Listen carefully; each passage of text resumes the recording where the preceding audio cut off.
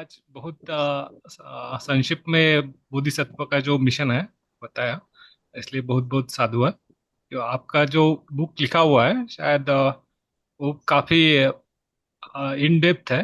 काफी उसका गहन अभ्यास करना चाहिए। तो आज का तो पहला सेशन था। आपने बाबा साहब का जो मिशन है इसके लिए धम्म की दीक्षा लेनी चाहिए, प्रगति करने के लिए शील का पालन, उपोषद पालन और जातिवाचक जो सरनेम है वो हमें अच्छे सरनेम लेना चाहिए और विहार में जाना चाहिए। और जो उसी हिसाब से जो सेमिनरी का जो बाबा साहब निर्माण करना चाहते थे, तो सेमिनरी का भी महत्व आप थोड़ा, कुछ नए उपासक भी जुड़े हैं तो उसका भी थोड़ा महत्व आपने संक्षिप्त में बताया तो काफी अच्छा रहेगा। तो और थोड़ा हम मिशन को समझ पाएंगे। Over to you. Thank you. Okay.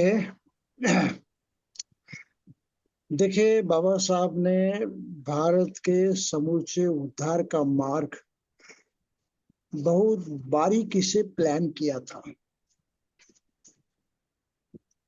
लड़ाई बहुत ही भारी थी, इतनी विषम कि उसकी हम कल्पना भी नहीं कर सकते थे। पूरा देश एक बाजू में था और एक डॉक्टर अंबेडकर एक बाजू में, और उनका सपोर्ट करने वाले गिने गिने लोग थे जो केवल फूंक से भी खत्म हो सकते थे। ऐसी स्थिति में बाबा साहब ने जो करके दिखाया, ये स्वयं एक चमत्कार है, एक अद्भुत बात है।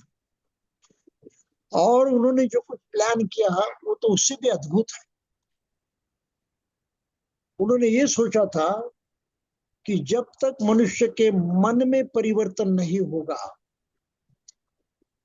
नोशनल चेंज नहीं होगा, उसकी कल्पनाएं, उसकी मान्यताएं, उसकी समझदारी, इसमें परिवर्तन नहीं होगा, तो मनुष्य जाति में परिवर्तन नहीं हो सकता, मनुष्य समाज में परिवर्तन नहीं हो सकता।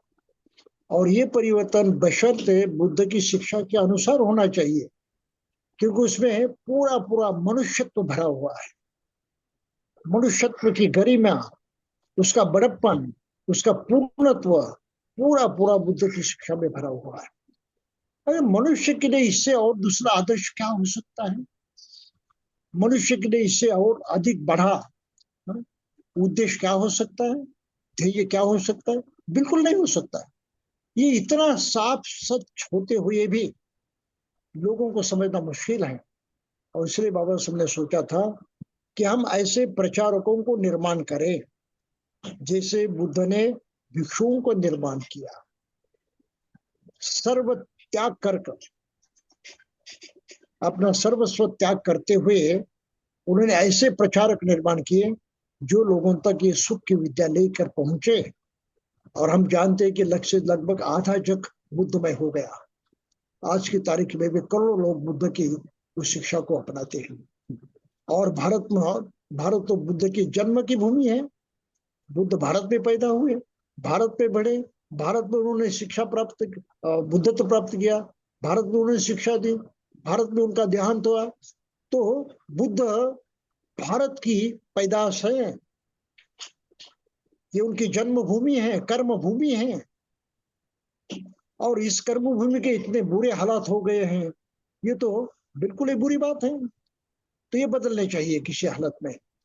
क्या आज के अन्य धर्म वाले, इनके कहीं काल के पूर्वज जैसे अशोक के काल में, उस पूर्व काल में तो सारा भारत बौद्ध में था, क्या इनके पूर्वज बौद्ध नहीं थे? क्या उनके पुरखे बौद्ध नहीं थे? तो गलतियां बाद में हुई, ये बहकते गए बुद्ध धर्म को छोड़ते हुए। तो इनको दोबारा बुद्ध धर्म की तरफ लाना कोई कठिन काम नहीं है, क्योंकि ये ऐतिहासिक जो जोड़ है उसको हम मजबूत करने की कोशिश अगर करें तो ये हो सकता है। और इसलिए बाबा साहब ने कहा था कि हम सेमिनरी बनाए। सेमिनरी के माने जहाँ प्रचार करने वाले लोग प्रशिक्षित होते हैं, खासकर भिक्षु और भिक्षुनियां। लेकिन बाबा साहब की मान्यता थी कि बहुत भारी पैमाने पर भिक्षुओं का निर्माण नहीं होगा, भिक्षुनियां भी ज्यादा प्रमाण पैमाने पर पैदा नहीं होगी। तो हमें उपासक वर्ग को भी उस हद का प्रशिक्षण देना चाहिए वो भी भिक्षु और भिक्षुणी जैसे सक्षम बनकर धर्म का प्रचार प्रसार करें। अगर इतने हैं लाखों की संख्या में अगर प्रचारक काम में लगते हैं तो भारत का बौद्ध में होना अनिवार्य है, हो ही जाएगा। और इसलिए उन्होंने पहली बात कही थी, दीक्षा लेने के पहले 2 साल पहले ही सोचा था कि मैं पहले सेमिनरी बनाऊंगा, वहां प्रचारकों को प्रशिक्षित करूंगा, ये प्रचारक हर जगह जाकर लोगों को प्रशिक्षित करेंगे और भारत बौद्ध में का काम जो है बड़ी तेजी से आगे बढ़ेगा। दुर्भाग्य की बात है कि बाबा साहब के चल बसने के बाद इस कार्य की तरफ किसी ने देखा ही नहीं, किसी ने सोचा नहीं इसके बारे में। आज तक किसी ने सेमिनरी पैदा नहीं की। मैं स्कूल और कॉलेज में था तब से इस बात से चिंतित था, लेकिन कहीं कुछ होता नजर नहीं आ रहा। आखिर में मैंने गृह त्याग किया और इस काम को करना ही चाहिए किसी हालत में, हाँ, ये सोचकर 2006 साल में नागपुर में पहली बार सेमिनरी का निर्माण किया। तो बाबा साहब का सेमिनरी का सपना जो है पहली बार प्रत्यक्षात मैंने नागपुर में लाया। और ये सेमिनरी आज नागपुर में नहीं है, वहां परिस्थितियां कठिन होने के कारण छोड़नी पड़ी, बंद करनी पड़ी और उसको अभी करजत बम्बई के पास हिलाया गया है, वहां वो काम कर रही है। लेकिन प्रचारक अगर तैयार नहीं होंगे तो धर्म का प्रचार नहीं हो सकता। और मुझे खेद इस बात का है, दुख इस बात का है कि बाबा साहब को मानने वाले सभी नेतागण, सभी पढ़े लिखे लोगों ने इस तरफ क्यों दुर्लक्ष्य किया, बात समझ में नहीं आ रही। क्यों उन्होंने ये काम नहीं किया, 50 साल तक नहीं किया। जब 50वीं वर्षगांठ थी बाबा साहब के धर्मांतरण की, धम्म दीक्षा की, तब 2006 साल में मैंने पहली बार इससे मेरे को देखा। और आज भी हम उम्मीद रखते हैं कि जितना लोग सपोर्ट करेंगे, 5% दान करेंगे, ढेर सारी अस्सी में निर्माण हो। आज पिछले वर्ग में हमें बंबई ने कोशिश की, लगभग 70 लोग जो हैं ये उपासकों से हमने तैयार किए जो प्रचार करने में लग गए।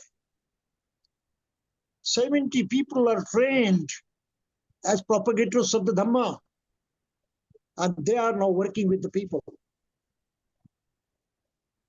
और ये लोग अभी ये बोधिसत्व मिशन लेकर घर घर पहुंचने की प्लानिंग हम लेकर की है। हमारा हर प्रचारक जो है घर घर पहुंचेगा, उनसे जाकर बातचीत करेगा, उनको समझाएगा कि आप बोधिसत्व तनय बने, बोधिसत्व तनया बने, बाबा साहब की वारसा चलाने के लिए आप उनके वारिस बने। तो इस तरह से ढेर सारे अगर प्रचारक हम समय से प्रशिक्षित करते हैं तो भारत का बौद्ध में होना आसान हो जाएगा। और इसलिए सेमिनरी बहुत महत्व रखती है। आज की तारीख को क्यों पता नहीं, मेरी समझ में नहीं आता कि भारत के सोच विचार करने वाले लोग भी इसकी कोई परवाह नहीं करते, उसकी कोई ध्यान नहीं देते। और जिनके पास क्षमता है ऐसे कार्य को ऊंचा उठाने की, सहायता करने की, वो भी चुपचाप बैठे हैं, किसी को कोई परवाह नहीं। और इसका आखिर में मुझे जो उत्तर मिला कि ऐसा क्यों हो रहा है, भारत में ऐसा क्यों हुआ, इसका जो उत्तर मुझे मिला वो मैंने आपके सामने अभी रख दिया है कि हमने बाबा साहब की बात सुनने से ही इनकार कर दिया। हम जय भीम करने वाले लोग बाबा साहब की बात नहीं सुन रहे, नहीं मान रहे, नहीं कर रहे, क्योंकि हमारे केवल नाम के वास्ते बौद्ध हैं, इसलिए हमसे कोई काम नहीं बन पाया।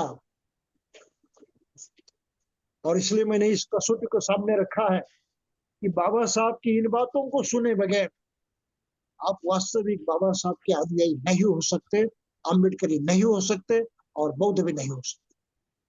तो ये बुनियादी बात को हम दुरुस्त करते रहे तो हो सकेगा कि उसका अच्छा परिणाम लेकेगा। और इसके लिए सेमिनरी का विकास होना अत्यंत आवश्यक है। हम उस कोशिश में हैं, ऐसी बहुत सारी सेमिनरी बने, इस तरह से हम प्रयत्न करते रहेंगे। ठीक है, अभी के लिए इतना काफी है।